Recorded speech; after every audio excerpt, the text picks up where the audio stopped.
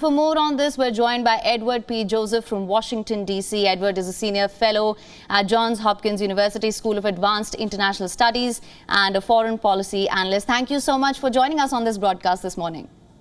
You're welcome. Now, my first question to you, how do you assess Syria's readmission to the Arab League? Exactly as you put it.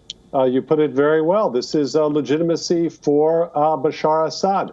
This represents acknowledgement by Syria's neighbors that effectively Syria has prevailed or will prevail, because the conflict is by no means over, but it's tacitly conceding by most of Syria's neighbors, principally among them Saudi Arabia, that basically Damascus has prevailed with the backing of Iran, the backing of Russia, the brutality, the sheer brutality that all three have inflicted upon the Syrian people. And we really shouldn't gloss over that here. While we're talking about these diplomatic moves here to admit Syria back into the Arab League, we should remember, as your package noted, the absolutely astounding human cost, as you noted, almost 500,000 people dead, basically half of Syria's population displaced.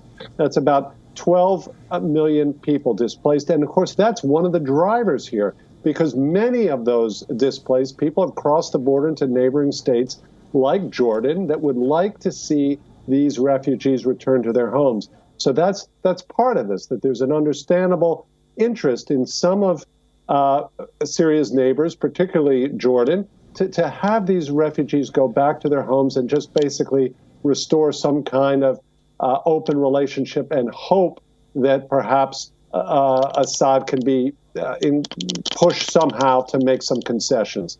Please. Mr. Joseph, there is this regional realignment going on in West Asia, but there is a global impact of that. Now, how do you see that global impact? Because we've seen the reactions that have come in the last few hours. Russia is hailing this inclusion of Syria in the Arab League, but US remains skeptical of Assad's willingness to end or resolve the Syrian crisis. So what are the global ramifications of this?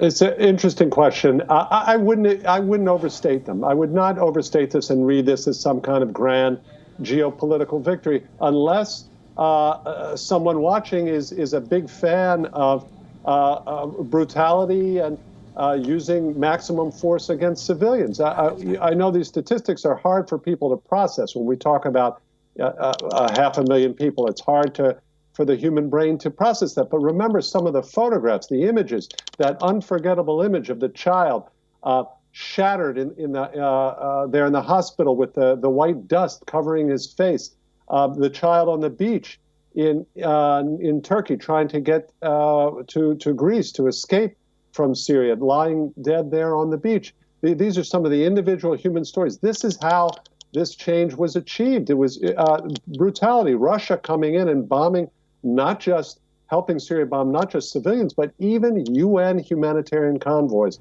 Remember, this is a war with where Assad was targeting hospitals, schools. So whatever we can say about the different parties or their aims, here the means that were used to achieve this are those that are deeply troubling for anyone who cares about lasting stability or international law or human rights. So, yes, it's true. Assad, with the backing of Iran and Russia, has prevailed. But again, I don't believe this is some kind of geopolitical shift. Please. All right, Mr. Edward Joseph, we'll leave it there. Thanks very much for joining us with your perspective. You're welcome.